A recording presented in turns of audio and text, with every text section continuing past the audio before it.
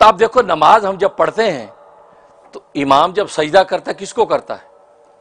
اللہ کو کرتا ہے. اور ہم جب سجدہ کرتے ہیں تو امام کو کرتے ہیں نا. ہم امام کو سجدہ کرتے ہیں, اللہ کو کرتے ہیں. یہ کیا بات ہوئی؟ جب دونوں ہی اللہ کو سجدہ کرے, اپنی اپنی پڑھ رہے ہیں, تو پھر جماعت کی حقیقت کیا رہ گئی؟ تو ہم گھر میں پڑھ لیتے, اپنا ہی سجدہ کرنا تھا, تو اپنا ہی سجدہ کرنا تھا, ہم گھر میں سجدہ کر لیتے. یہاں بھی ہم اللہ ہی کو کر رہے ہیں, تو گھر میں بھی اللہ ہی کو کرنا ہے. تو لیکن جماعت میں ہم اللہ کو سجدہ کر رہے ہیں اس امام کی گائیڈنس اور اس کی رہنمائی میں, اس کی امارت میں, اس کی جو ہے کہ اقتداء کے اندر ہم سجدہ کس کو کر رہے ہیں؟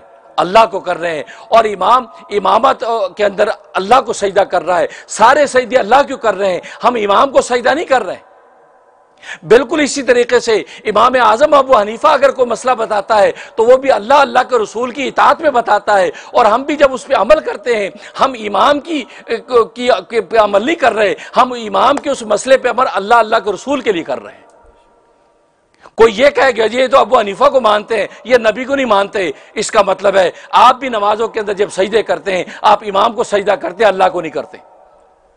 نقطہ سمجھ میں آ رہا ہے؟ تو پھر آپ بھی کہیں کہ امام تو سجدہ اللہ کو کر رہا ہے, ہم سجدہ امام کو کرتے ہیں. بلکہ جو بالکل امام کے پیچھے, اس کا تو سر ویسے امام صاحب کے پیروں میں ہوتا ہے, بسوں کا پیر لگ بھی جاتے اس کے سر پہ. تو پھر تو آپ کو ماننا چاہیے میں تو امام صاحب کو سجدہ کرتا ہوں.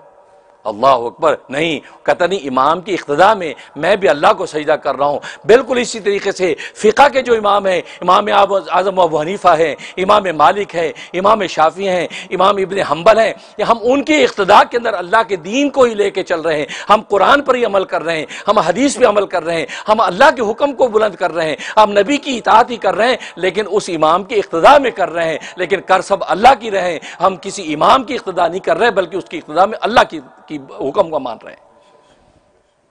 لہذا یہ شبہ کرنا اور جی یہ تو ابو حنیفہ کی مانتے ہیں, اور سوال کیا کر دیں گے آپ محمدی ہیں یا حنفی ہیں؟ اب بندہ سوچتا ہے, گھبراہ کہتے جی میں محمدی ہوں. کہا ماشاء اللہ, بس محمدی رہیں. یہ دیکھو حنفی لوگ کہتے ہم حنفی ہیں, جی حنفی ہیں, ہم جی شافعی ہیں. یہ تو دیکھو یہ اللہ رسول کو چھوڑ دیا, ہم تو محمدی ہیں, ہم تو محمدی ہیں. تو دیکھو یہ سوال جو انہوں نے کیا تم محمدی ہو کہ حنفی ہو, یہ سوال ہی غلط ہے. اب آپ کے سے میں پوچھوں آپ نیو یارکر ہیں یا امریکن ہیں؟ آپ امریکی ہیں یا نیو یارکر ہیں؟ آپ سندھی ہیں یا پاکستانی ہیں؟ یہ سوال صحیح ہے؟ سوال ہی غلط ہے, سوال ہی غلط ہے. بلکہ آپ یہ کہیں کہ بھائی سندھی اس وقت تک سندھی نہیں بن سکتا جب تک کہ پہلے پاکستانی نہ ہو. پنجابی اس وقت پنجابی نہیں بن سکتا جب تک کہ پہلے پاکستانی نہ ہو. نیو یارکر نہیں بن سکتا جب کہ پہلے سے امریکن نہ ہو. بالکل اسی طریقے سے آپ کہتے ہیں آپ محمدی ہیں حنفی ہیں, ہم یہ کہتے ہیں کہ حنفی نہیں بن سکتا جب تک کہ پہلے وہ محمدی نہ ہو. اللہ اکبر. ہم تو پہلے محمدی ہیں, محمدی پہلے بنتے ہیں پھر حنفی بنتے ہیں.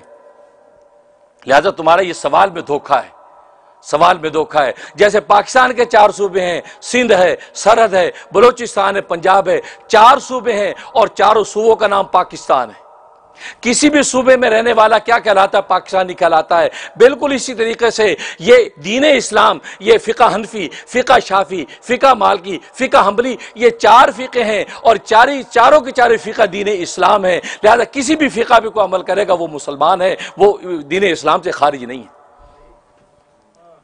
لہذا مسلمان پہلے ہے, حنفی شافعی بعد میں. لہذا یہ دھوکہ ہے, سوال میں دھوکہ ہے. آپ حنفی ہیں یا حنبلی ہیں؟ تو کہنے کا وقول وقیم الصلاۃ, نماز کو قائم کرو. تو امام کی اقتداء کے اندر جب نماز ادا کرتا ہے تو دیکھو ثواب بڑھ جاتا ہے کہ نہیں بڑھتا؟ آپ نے گھر میں نماز پڑھی, ایک نماز کا ثواب 1 ملا. آپ نے مسجد میں نماز پڑھی, آپ کو 27 درجے بڑھ گئے. آپ نے جامع مسجد میں نماز پڑھی تو اس کے اندر 100 درجہ نماز بڑھ گئی. آپ نے جو ہے مسجد نبوی میں نماز پڑھی, بیت المقدس میں نماز پڑھی, 1000 نمازوں کا ثواب ملا. آپ نے مسجد نبوی نماز پڑھی, 50,000 کا ثواب ملا. اور آپ نے بیت اللہ میں نماز پڑھی, 1,00,000 کا ثواب ملا. بھئی یہ ثواب بڑھ کیوں رہا ہے؟ حالانکہ کرنا اللہ کو سجدہ ہے. گھر میں نماز پڑھی تو نماز ادا کر لی, لیکن مسجد میں آ کے جب ہم نے اقتداء امام کی اقتداء میں کی تو 27 درجے اجر کیوں بڑھ گیا؟ کیونکہ امام کی اقتداء میں آپ نے پڑھی ہے.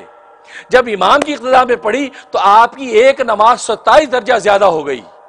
بالکل اسی طریقے سے آپ اگر اپنی عقل و فہم سے دین پہ چلیں گے تو سمجھو کہ آپ اگر صحیح چلے گئے تو ٹھیک ہے، آپ کو ایک اجر مل گیا، لیکن اگر امام اعظم ابو حنیفہ کی اقتداء میں دین پر عمل کیا تو آپ کے 27 درجے بڑھ گئے۔ عمل وہی کیا لیکن امام کی اقتداء میں کیا تو اللہ تبارک و تعالیٰ اس دین کے عمل پر بھی آپ کو کا اجر بڑھا دیتے ہیں۔